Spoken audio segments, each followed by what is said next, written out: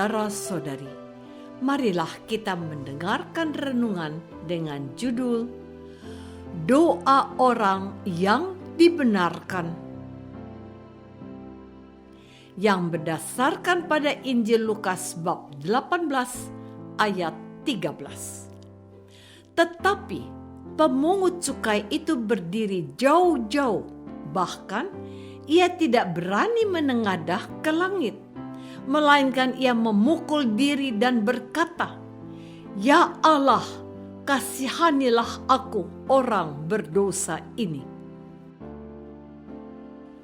Dalam nama Bapa dan Putra dan Roh Kudus. Amin. Saudara-saudari terkasih dalam nama Tuhan Yesus Kristus, hari ini kita dibukakan hati dan pemikiran kita oleh Tuhan Yesus yang menemukan realitas dalam kehidupan nyata. Ada orang yang merasa diri sudah benar, tapi celakanya mereka juga merendahkan orang lain yang tidak seperti diri mereka. Memang tidak mudah menghadapi orang-orang yang tidak merasa tidak bersalah atau merasa diri lebih baik dari orang lain. Tuhan Yesus lalu memberikan perumpamaan tentang dua jenis orang yang merasa sudah benar dalam hidup keagamaannya dan orang yang sadar diri sebagai pendosa di hadapan Tuhannya. Orang yang merasa diri benar itu diwakili oleh orang Farisi, dan si pendosa diwakili oleh seorang pemungut cukai. Orang Farisi itu berdoa seperti ini, "Ya Allah, aku mengucap syukur kepadamu karena aku tidak sama seperti semua orang lain, bukan perampok, bukan orang lalim, bukan bezinah, dan juga bukan seperti pemungut cukai ini." Sedangkan si pemungut cukai berdoa, "Ya Allah, kasihanilah aku, orang berdosa ini." Tentang dua jenis orang dan dua ungkapan doa mereka masing-masing, Tuhan Yesus berkata bahwa si pemungut cukailah yang dibenarkan. Saudara-saudari terkasih, kalau kita menyimak dengan baik perumpamaan Tuhan Yesus ini, yang sangat menonjol adalah orang Farisi dan doanya. Dia bukan saja menyatakan diri orang baik dan suci, tetapi ia merendahkan si pemungut cukai dalam doanya. Dia dan bukan Tuhan yang memutuskan bahwa seseorang itu tidak benar, dan dia juga yang menilai dirinya sebagai orang yang lebih baik dari orang lain. Orang lain itu dirincinya dalam doanya bukan perampok, bukan orang lalim, bukan pezinah, dan juga bukan seperti pemungut cukai ini. Inilah yang menjerumuskan dirinya sebagai orang yang tidak dibenarkan oleh Yesus. Sebab barang siapa meninggikan diri, ia akan direndahkan. Dan barang siapa merendahkan diri, ia akan ditinggikan. Bahwa diharapkan dari setiap orang adalah segala usaha dan perjuangan untuk menjadi orang baik. Itu tidak dapat dipungkiri, tetapi ada orang yang merasa diri paling benar dan suci. Itu tidak benar.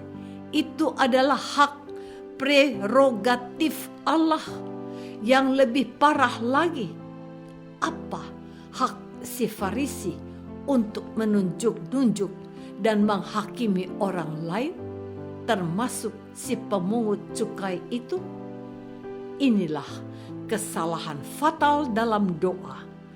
Doa itu bukan ajang untuk pamer kesalehan. Doa adalah ungkapan hati yang redah dan jiwa yang menantikan kerahiman Tuhan untuk hidup kita. Saudara-saudari terkasih, dalam masa Prapaskah ini ada 3 kebajikan Kristiani yang harus dihayati secara lebih mendalam, yaitu puasa, sedekah, dan doa. Berpuasa bukan sekedar mengurangi makan dan minum, melainkan ikut merasakan betapa banyak orang yang hidup dalam serba kekurangan. Dan sedekah bukan sekedar memberi sesuatu, melainkan merupakan semangat kasih untuk berbagi dengan mereka yang kurang perhatian dan kasih sayang. Serta doa bukan sesuatu yang harus dipamerkan dan dilihat orang. Doa itu harus dinyatakan dalam sunyi dan kerendahan hati. Kalau engkau berdoa, masuklah ke dalam kamarmu dan berdoalah kepada Bapamu. Maka Bapamu yang melihat yang tersembunyi akan membalaskannya kepadamu. Matius bab 6 ayat 6b. Menjadi pertanyaan bagi kita pada hari ini, apakah kita mempunyai waktu dan kesempatan untuk berdoa kepada Tuhan?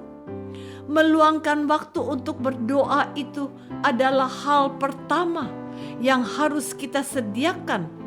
Bagaimana kita mau berdoa kalau tidak meluangkan waktu untuk doa itu? Ketika kita berdoa, janganlah kita menggurui Tuhan seolah-olah Tuhan itu seorang asing yang tidak mengenal kita. Atau bahkan kita menganggap Tuhan adalah orang yang tidak tahu apa-apa. Sehingga kita perlu membuat penjelasan yang rinci dan rumit.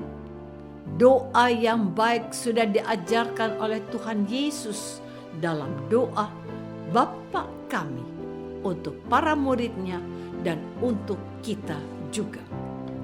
Saudara-saudari terkasih, jadi kita sedang diingatkan Tuhan untuk tidak meninggalkan doa dan belajar berdoa dalam kerendahan hati.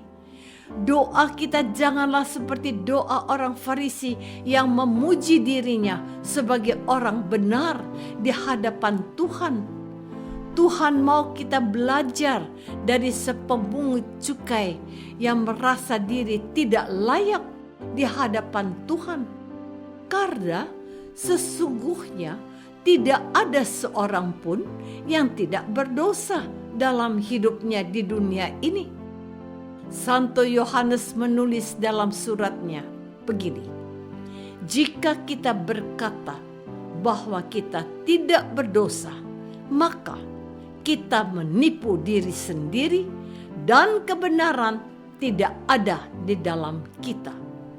Jika kita mengaku dosa kita, maka Ia adalah setia dan adil, sehingga Ia akan mengampuni segala dosa kita dan menyucikan kita dari segala kejahatan.